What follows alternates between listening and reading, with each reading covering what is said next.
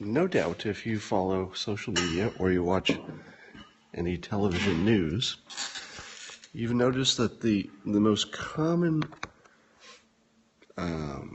response to any kind of a political charge from one side is to say, sure, our side might do that, but what about your side?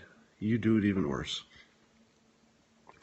And you see this on TV and you see it on Twitter all the time. And I just want to remind people that it might be fun to point out hypocrisy. It might be useful, it might be entertaining, might be informative, but nobody ever changed their mind because you called them a hypocrite. In the history of the world, it has never persuaded anyone.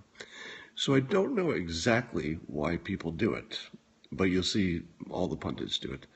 And I think they think it might be persuasive, but I'm here to tell you that if you watch the top persuaders, people either that I've labeled or you know that they're deeply persuasive, watch how they don't do that.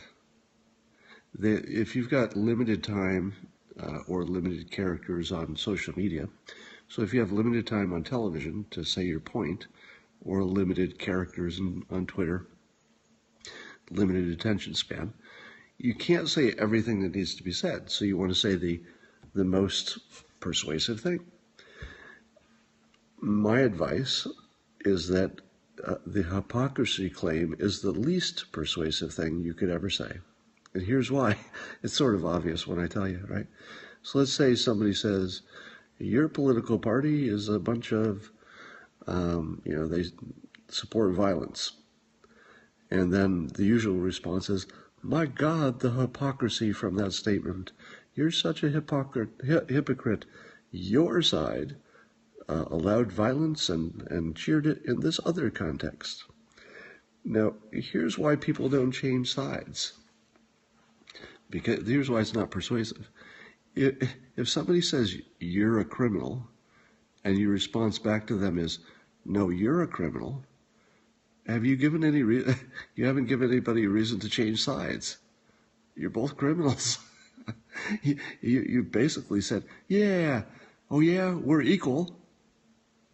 How persuasive is that?